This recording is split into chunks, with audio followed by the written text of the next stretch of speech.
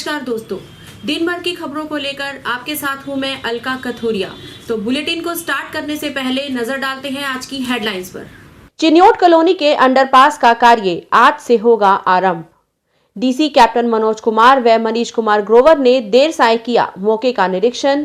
कार्य के लिए अधिकारियों को मौके पर दिए दिशा निर्देश। स्वर्गीय सुशीला देवी जैन की द्वितीय पुण्य स्मृति के अवसर पर बाबा बालकपुरी धर्मार्थ औषधालय में लगा निशुल्क जांच शिविर।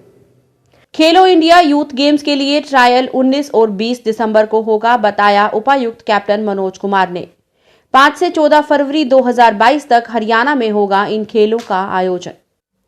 पीजीआईएमएस यूनिवर्सिटी की कुलपति डॉक्टर अनीता ने किया कोविड एरिया और क्षेत्र का दौरा। जन सेवा से ही आत्मिक शांति का अनुभव प्राप्त, अच्छे कर्म ही व्यक्ति की पहचान, कहा राजेश जैन ने। श्री हनुमान मंदिर डिस्पेंसरी एवं आश्रम में अंतर्राष्ट्रीय दिव्यांग दिवस और स्वर्गीय सुशीला देवी जैन की पुण्यतिथि पर कार्यक्रम का हुआ आयोजन। नगर निगम एसोसिएशन ने नवनियुक्त प्रधान का किया स्वागत। किसानों की सेवा में किसी प्रकार की कमी नहीं आने देंगे, कहा कैप्टन प्रताप सिंह ने। खाटू श्याम मंदिर धांधलान पहुंचे परमजीत अहलावत। दशकों से अधूरा रोड चौड़ाकरण होगा पूरा। नीलोखेड़ी पहुंची ओबीसी की अधिकार पदयात्रा। लोकीराम प्रजापति ने कहा मिल रहा है पूरा समर्थन। उन्होंने कहा सरकार ने नहीं मानी मांगे तो किसानों की तरह करेंगे आंदोलन। चिन्योट कॉलोनी के रेलवे अंडरपास का कार्य प्राथमिकता के आधार पर किया जाएगा। आज देर सायं उपायुक्त कैप्टन मनोज कुमार व हरियाणा के पूर्व मंत्री मनीष कुमार ग्रोवर ने मौके का निरीक्षण किया और अधिकारियों को आवश्यक दिशा निर्देश जारी किए। मनीष कुमार ग्रोवर ने बताया कि रेलवे लाइन पर 7 अंडरपास बनाए जाने हैं, जिनमें से 6 अंडरपास बनाने में कोई बाधा नहीं है। चिन्योट कॉलोनी के अंडरपास के साथ पुरानी रेलवे लाइन थी, जिसे रेलवे विभाग से बातचीत करके अंडरपास के सामने से हटा दिया गया है। उन्होंने कहा कि कल से अंडरपास बनाने का कार्य आरंभ हो जाएगा। इसे प्राथमिकता के आधार पर पूरा किया जाएगा। आज जो चिन्योट कॉलोनी वाला है वो मेरे 7 अंडरपास है, 6 क्लियर है। एक रेलवे लाइन बीच में आ रही थी, जिसकी वजह से थोड़ा सा दिक्कत आ रही थी। कल रेलवे विभाग से बात करके और इस रेलवे लाइन को कटाया है। तो ओवरऑल तो ये रेलवे लाइन सारी उठनी है। थोड़ा रेलवे से समय लग रहा है, मात्र 2 साल तो कोरोना की वजह से, इसलिए इस काम को प्रायोरिटी से हमने लिया, क्योंकि यहाँ के श्रीनगर कॉलोनी के लोगों को और इधर चिन्योट कॉलोनी को बड़ी दिक्कत आ रही है। इसको प्रायोरिटी में इनको कटवाया और कल नगर निगम इसकी मट्टी हटाएगा, पब्लिक हेल्थ इसकी पानी की पाइपलाइन को बदलेगा और जल्दी इसको प्रायोरिटी में इनका आने जाने का हम रास्ता पब्लिक के लिए खुलवाएं। उपायुक्त कैप्टन मनोज कुमार ने कहा कि पास बनाने के अलावा एलिवेटेड रेलवे के ट्रैक के साथ पुरानी रेल लाइन पर सड़क के निर्माण का काम भी किया जाएगा। रेलवे मंत्रालय से इसकी अनुमति ली जानी है। उन्होंने कहा कि रेलवे अंडरपास बनाने के लिए रैंप का कार्य किया जाएगा, मिट्टी हटाने का और पेयजल पाइपलाइन को भी जोड़ा जाएगा। यहाँ काफी समस्या थी लोगों को, और क्योंकि ये रेलवे लाइन हट के यहाँ से रोड का भी प्रपोजल है जो हम बनाएंगे, हरियाणा सरकार बनाएगी। रेलवे मिनिस्ट्री से एक बार अप्रूव होना बाकी है, बट क्योंकि लोगों को अभी समस्या थी आवागमन की, अंडरपास यहाँ पे है बट वो इस्तेमाल में नहीं था, तो इसलिए पहले ही थोड़ा सा उनसे रिक्वेस्ट करके रेलवे के अधिकारियों से और एक पोर्शन रेल का हमने कटवाया ताकि आवागमन का रास्ता खुल जाए। अदरवाइज गाड़ियाँ वाड़ियाँ यहाँ आके पार्क भी हो जाती हैं, ट्रेन मालगाड़ियाँ वगैरह, तो लोगों को बच्चों को बड़ी समस्याएं होती थी, दुर्घटना का भी खतरा रहता था। अभी यहाँ पे छोटी मोटी कुछ हैं इश्यूज, जैसे पानी की पाइपलाइन वगैरह है, कोई रैंप भी बनेगा, मिट्टी भी हटेगी, उसके लिए हमने निर्देश दिए हैं नगर निगम के अधिकारियों को। तो कल से काम शुरू हो जाएगा और मुझे उम्मीद है कि बहुत जल्दी ये रास्ता लोगों के आवागमन के लिए खुल जाएगा। बालकपुरी धर्मार्थ औषधालय द्वारा महामंडलेश्वर स्वामी करणपुरी के सानिध्य में स्वर्गीय सुशीला देवी जैन की द्वितीय पुण्य स्मृति के अवसर पर निःशुल्क ओपीडी एवं रक्त जांच का आयोजन किया गया। इस कार्यक्रम में मुख्य अतिथि राजेश जैन रहे। विशिष्ट अतिथि के रूप में मेयर मनमोहन गोयल उपस्थित रहे। आज के निशुल्क स्वास्थ्य जांच शिविर में सैकड़ों रोगियों की निशुल्क स्वास्थ्य जांच और रक्त से संबंधित जांच की गई। उन्हें निशुल्क दवाइयां दी गई। शीतलहर को देखते हुए इस मौके पर जरूरतमंदों को जूते भी वितरित किए गए। आज पूज्य माता स्वर्गीय सुशीला देवी जैन जी की दूसरी पुण्यतिथि पे आज श्री बाबा बालकपुरी धर्मार्थ औषधालय में निःशुल्क जांच शिविर कैंप लगाया गया, जिसके अंदर ओपीडी और टेस्ट, ब्लड टेस्ट, डेंटल का, फिजियोथेरेपी का, ये सब कुछ फ्री है। ईसीजी भी फ्री है। तो पूज्य माता जी को शत शत नमन, जिन्होंने ऐसे एक रोहतक शहर को एक भामाशाह दिया, जिनके मैं कहता हूँ 100 में से 99% संस्थाएं हमारे जैन साहब चला रहे हैं। तो ऐसी पूज्य माँ को, ऐसे लाल को जन्म देने पर मैं पूज्य माँ को शत शत नमन करता हूँ कि उन्हीं के आशीर्वाद से ये पूरा परिवार फले फूले, उनका आशीर्वाद सदैव हमारे पर बना रहे और इसी तरह ऐसे पुनीत कार्य जैन साहब करते रहें। ओम नमो नारायण। उपायुक्त कैप्टन मनोज कुमार ने बताया कि खेल एवं युवा कार्यक्रम विभाग द्वारा 5 से लेकर 14 फरवरी 2022 तक खेलो इंडिया यूथ गेम्स 2021 का आयोजन हरियाणा में करवाया जाएगा। इसके तहत अंडर 18 वर्ष के आयु वर्ग के लड़के और लड़कियों के 25 खेलों का आयोजन होगा। खेलो इंडिया यूथ गेम्स में हरियाणा की ओर से टीम इवेंट में भाग लेने वाले खिलाड़ियों का चयन 19 व 20 दिसंबर को निर्धारित स्थलों पर किया जाएगा। कैप्टन मनोज कुमार ने बताया कि 19 दिसंबर को लड़कियों की ट्रायल विभिन्न स्थानों पर ली जाएगी। पंडित भगवत दयाल शर्मा स्वास्थ्य विज्ञान विश्वविद्यालय की कुलपति डॉक्टर अनीता सक्सेना ने शुक्रवार को कोविड की तीसरी लहर के अंदेशे को देखते हुए कोविड एरिया क्षेत्र और ऑक्सीजन प्लांट सहित अस्पताल का दौरा किया। निदेशक डॉक्टर गीता गठवाला ने बताया कि कुलपति डॉक्टर अनीता सक्सेना सबसे पहले सी ब्लॉक पहुंची और उन्होंने जरूरी दिशा निर्देश दिए। डॉक्टर अनीता ने आदेश जारी किए हैं कि कोविड के संदिग्ध मरीजों की पहचान करके उन्हें तत्परता से सभी सुविधाएं उपलब्ध करवाई जाएं। उन्होंने ये भी कहा कि कोविड की तीसरी लहर के मद्देनजर हमें सतर्क रहना होगा ताकि किसी भी प्रकार की कोई कमी ना रहे। डॉक्टर गीता गठवाला ने बताया कि इसके बाद कुलपति ने वार्ड नंबर 24, 25 और 26 का कंट्रोल रूम सहित कई और वार्डों का भी दौरा किया। उन्होंने कहा कि वे किसी भी तरह की लापरवाही सहन नहीं करेंगी, इसलिए सभी कार्य समय पर पूरे होने चाहिए। एक ईयर में उसको स्टेबलाइज किया, नहीं हुआ तो अब मैं 2 minute रोकूंगा। This side is the modularized. So this sick patient, very sick patient, 22 patients, they are 50 patients. From the C block, yeah, or day care में थोड़ी देर रखा and then provisions made and ambulance shifts to this side. So it has 3 ICUs. Yeah, we saw them. Yeah, that's all. We saw. Those who are less sick.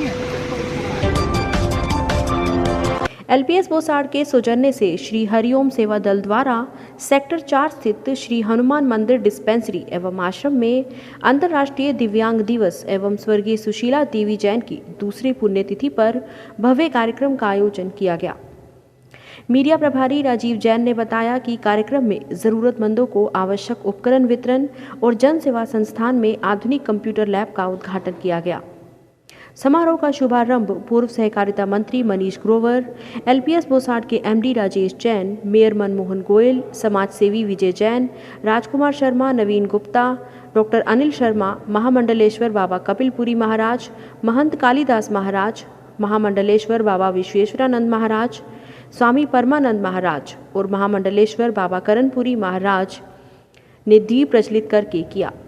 सभी अतिथियों ने सुशीला देवी के चित्र पर पुष्प अर्पित किए और 2 मिनट का मौन धारण करके श्रद्धांजलि दी।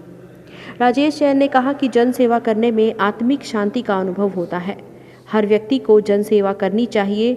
जन सेवा ही ईश्वर सेवा है। पहले तो इंटरनेशनल विकलांग डे है, तो सबकी बहुत बहुत शुभकामनाएं। और आज हमारी मदर की 2nd पुण्यतिथि है, तो हरिओम सेवा दल के साथ मिलकर हम उस दिन को सेलिब्रेट कर रहे हैं। और जैसा कि इंटरनेशनल विकलांग डे का बेसिक पर्पस है कि जितने भी विकलांग हैं उनको मेन स्ट्रीम में लाया जाए और वो वंचित ना रहे, तो ये प्रयास है हरिओम सेवा दल का और हमारा कि भाई, क्योंकि इत्तेफाक से 3 दिसंबर को ही मेरी मदर की पुण्यतिथि है, कि उस दिन जो भी सेवा का कार्य हो सके वो हम कार्य करें। तो आज इसी के माध्यम से आज 120 के करीब कानों की मशीनें, कुछ 30 ट्राईसाइकिल, कुछ बाइसिकल, स्विंग मशीन और जयपुर हैंड से पूरी 18 जनों की टीम आई है, जो 45 इनके लेग्स और हाथ और उसका वो लगवाए जा रहे हैं। प्लस वैक्सीनेशन कैंप है, ब्लड डोनेशन है, जनरल हेल्थ चेकअप कैंप है कि जितने भी पर्पस ये है आज सबका कि भाई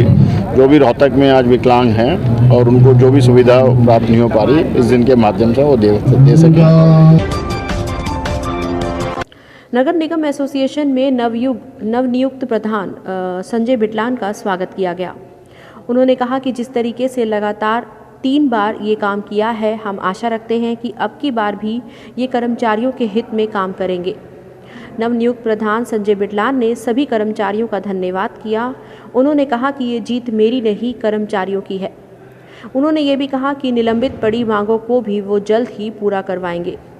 गौरतलब है कि 2 दिसंबर को नगर निगम में चुनाव थे, जिसमें संजय बिटलान को भारी मतों से जीत मिली है। सरकार से अपनी मांगे पूरी करवा सकते हैं और अगर हम अलग अलग रहे तो हम सरकार से कोई भी मांग नहीं कर सकते। कोई भी अधिकारी आपस में फूट का फायदा उठाकर हमारा कोई भी काम नहीं बनेगा। मैं अपने पक्ष वालों से फिर दूसरे पक्ष वालों से भी कहता हूँ कि चुनाव के समय थे आमने सामने, अब सारे कर्मचारी एक झंडे के तले आ जाने चाहिए और मिलकर सरकार के आगे बढ़कर हिस्सा लेना चाहिए। ये आप लोग कुछ निवेदन पर मेरी भाषण यही है, मतलब पर नहीं कह रहा हूँ, इकट्ठे रहोगे तो कुछ पालोगे, नहीं तो नहीं पाओगे। गांव खरावड़ में आंदोलनरत किसानों की सेवा में 27 नवंबर 2020 से लंगर सेवा निरंतर जारी है। अगर रात में किसानों को यहां रुकना पड़े तो बाबा चमन ऋषि आश्रम पर बने शेड में किसानों के रुकने की व्यवस्था भी तैयार रहती है। गांव के साथ साथ आसपास के गांव और रोहतक के सेवक लोगों की मदद हमेशा करते हैं। 3 दिसंबर को रोहतक सीनियर सिटीजन क्लब से आकाशवाणी के पूर्व डायरेक्टर धर्मपाल मलिक, पूर्व डीएसपी रणधीर सिंह मलिक, मास्टर हुक्म सिंह अहलावत, जिले सिंह देशवाल और बलवान सिंह गिल ने लंगर पर पहुंचकर खाद्य सामग्री दी और 5100 रुपए की सहायता भेंट की। जब से किसान दिल्ली बॉर्डर पर अपने आंदोलन के लिए पहुंचे हैं, तब से ये लंगर सेवा जारी है और इस पर किसानों के लिए हर प्रकार की व्यवस्था, दवाइयाँ, पानी, चाय, दूध और खाना, सब प्रकार का इंतजाम है। और यहाँ पर गांव के साथ साथ सेवक लोग भी आते हैं जो अपना यहाँ पर अपना योगदान देते हैं, सहयोग देते हैं।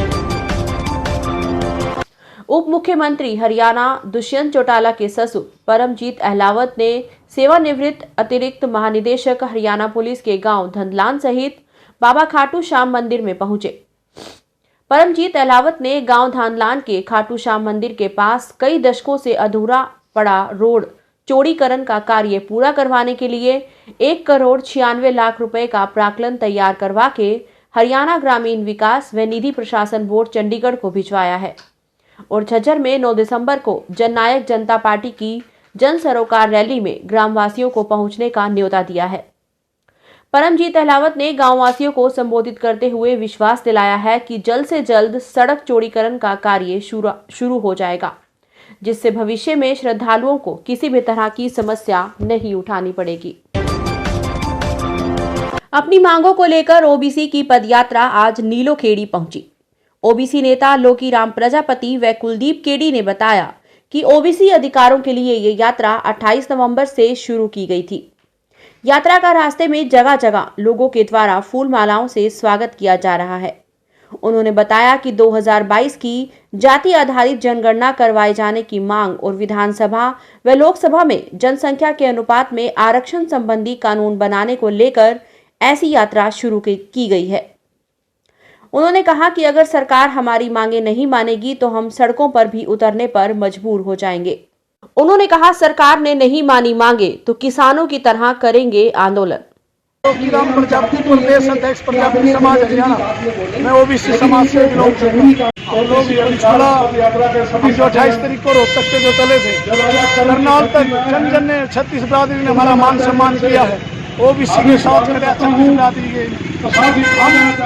जो राज्यपाल जी को 9 तारीख को ज्ञापन सौंपने जा रहे हैं, खास बात यह है जो ओबीसी पे जो अत्याचार किए जा रहे हैं, जो एक खट्टर सरकार हमारे ऊपर दबाना चाहती है, हमारे हकों को खाना चाहती है, हम उस न्याय के लिए सरकार से लड़ने के लिए जा रहे हैं। हमारे जो क्रिमिनल का जो मुद्दा है, जो सुप्रीम कोर्ट ने उसको 8 लाख कर दिया है, खट्टर सरकार ने उसको 6 लाख में लागू किया। हम इस फैसले को नहीं मानते और इसको रद्द किया जाए। और दूसरा, हमारे जो SC और ST का जो कॉलम है, उसी तर्ज पर हमारा OBC का कॉलम लागू किया जाए। हरियाणा ही मैंने पूरे देश के अंदर जातीय जनगणना करवाई जाए। सरकार हमारी बात मानती है तो हम सरकार का सम्मान करेंगे। अगर सरकार हमारी बात नहीं मानती, खट्टर सरकार हमारी बात नहीं मानती, तो OBC समाज रोड में आ जाएगा। जैसे किसानों ने धरना दे दिया हर उस पे टोल पे, ऐसे हम पूरे हरियाणा प्रदेश में धरना प्रदर्शन करेंगे, सरकार के खिलाफ बिगुल बजा देंगे। आज के लिए इतना ही। देश भर की और अपने आसपास की ताजा खबरों के लिए मिलते रहेंगे। तब तक के लिए नमस्कार।